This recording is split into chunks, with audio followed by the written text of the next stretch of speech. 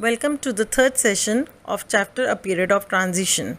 In the previous session, we have learned about Reformation, voyages and discoveries, Industrial Revolution, and why did Industrial Revolution began in England.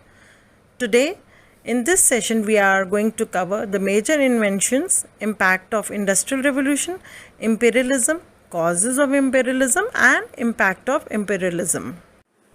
Let's start with the major inventions of that period.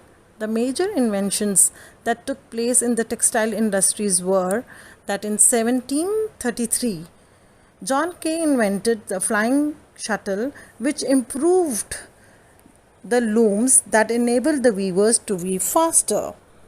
In 1764, spinning jenny was invented by James Hargreaves. It was the first machine to improve upon the spinning wheel. Arkwright adapted the machine for running with water. The spinning jenny was run with water now, and this was first powered in textile machines. 1779, Crompton invented a spinning mule that allowed for greater control over the weaving process. These three inventions alone made it possible for England to produce thread that was finer and cheaper than any that could be produced by others or older techniques. In 1785, Cartwright invented a power loom. This machine could be run by horses or bullocks, and later when factories were set up along rivers, the canals and water power was used to operate it. This loom accelerated the speed of weaving cloth. In 1793, Whitney invented the cotton gin, the machine that automated the separation of cotton seeds from the short staple cotton fiber. In 1825, Richard Roberts invented the weaving machine that accelerated the cotton weaving, and in 1846, sewing machine invented by Alias Hobb that revolutionized the cloth stitching. The other inventions that took place during that period were the steam engine was improved and amended by James Watt in 1769. It provided reliable power and could be used to power large machines. George Stephenson used steam engine in railways to carry passengers and freight for the first time in 1830. These events were followed by a great wave of railroad construction in England and the United States. The need to transport raw materials and manufactured products led to improvement of roads. MacAdam devised the method of making pakka or macadamized roads. Let's study the impact of Industrial Revolution. Industrial Revolution had a profound effect on society, economy and polity. It led to rise of capitalism and imperialism, which eventually resulted in two world wars. Industrial Revolution resulted in mass production of variety of goods which could not be consumed within the country. The surplus of goods had to be exported overseas.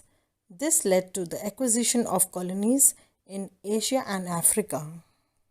Now, through modern machines, England was producing so much of goods and England was a small country and they cannot use their own goods totally in their own country.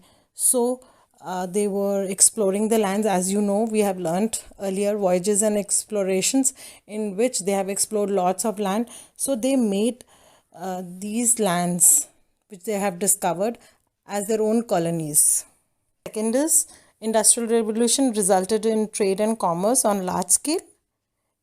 This led to rise of new towns and cities. The center of economic life shifted to cities. Large part of rural population shifted to towns and cities now. Now, when they are going to shift from towns and from villages to towns and cities, what will happen? The crowding of people will start, and this crowd of people resulted in lot of chaos. It led to rise of slums, problems of health and sanitation also took place during that era. Now they had to look for land outside so that so many people cannot live in a small piece of land. So they use their colonies as those lands. So we can say that Industrial Revolution brought countries and people together. Next point comes the rise of capitalists. Now, how rise of capitalists took place?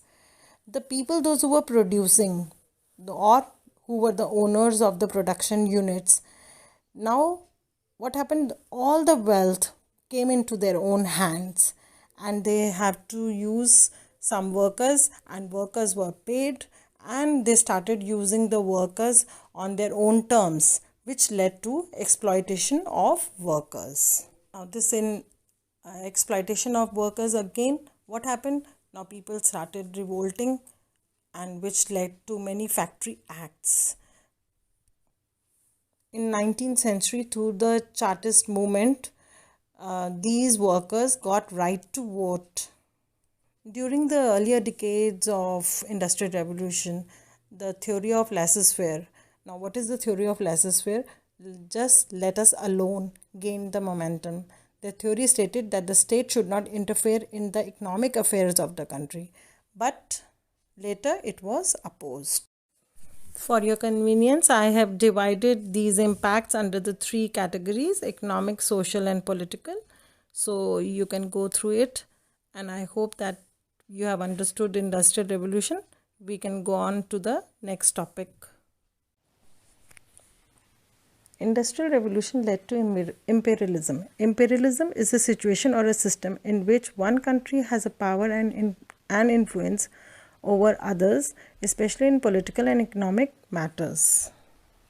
The imperialist country is called the mother countries, whereas the subjugated country is known as a colony. So Europe started adding on more and more colonies.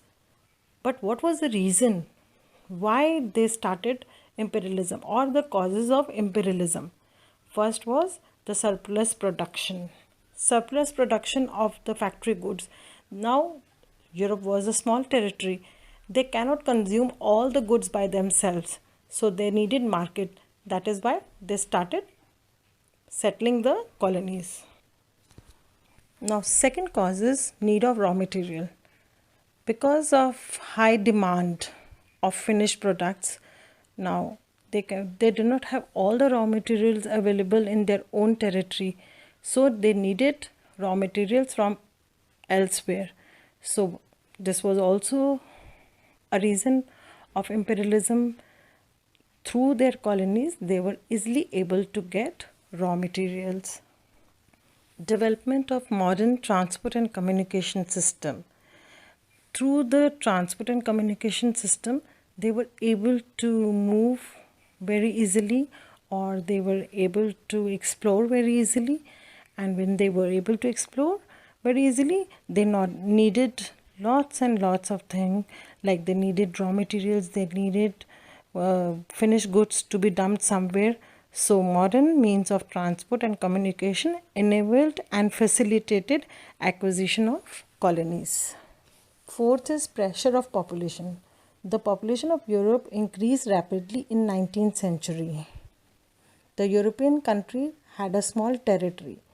So in order to get extra and surplus population to be provided basic facilities, now they needed their people to settle down somewhere. So they started maintaining the colonies. Rise of capitalism.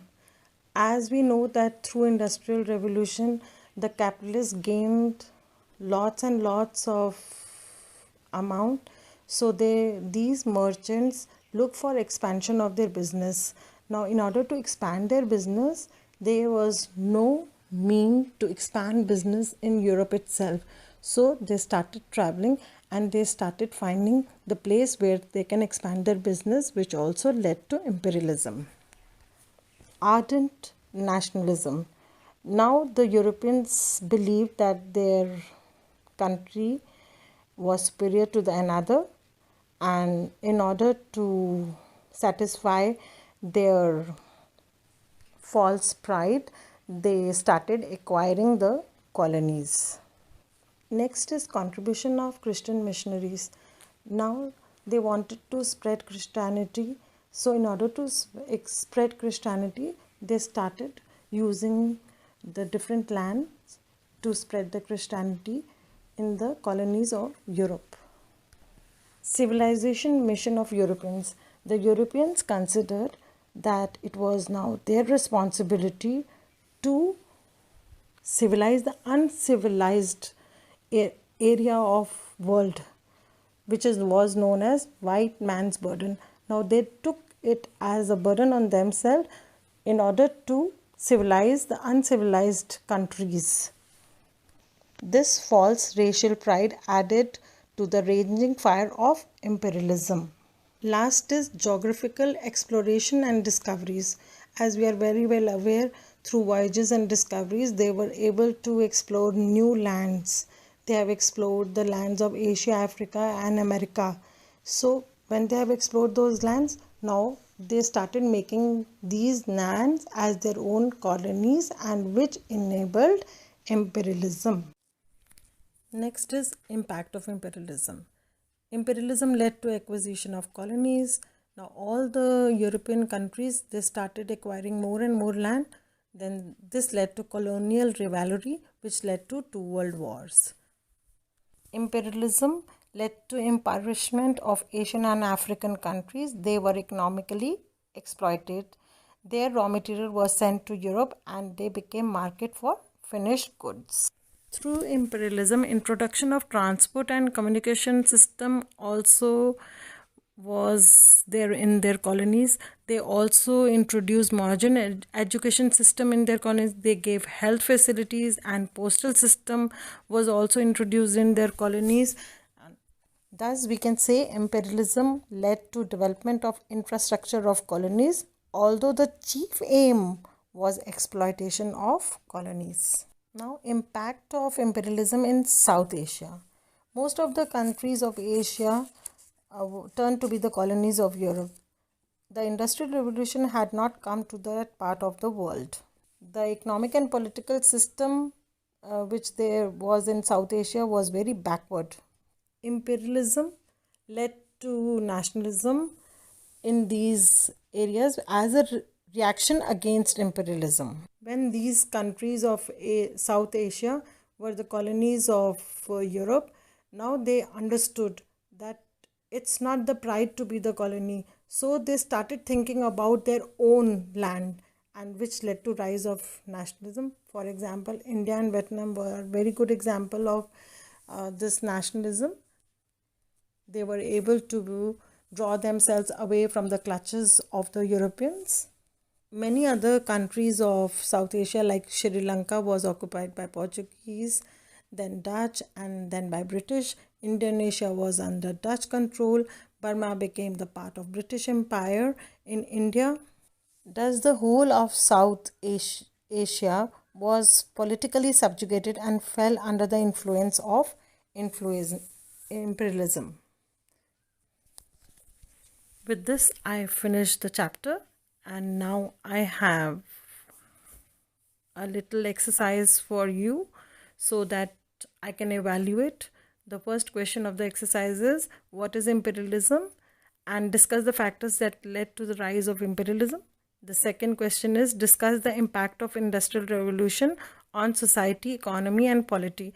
I have given one table over there, social, economic and political. You can take help of that table also to answer this question. Fill in the blanks. I hope you can do by yourself. All the best. Thank you.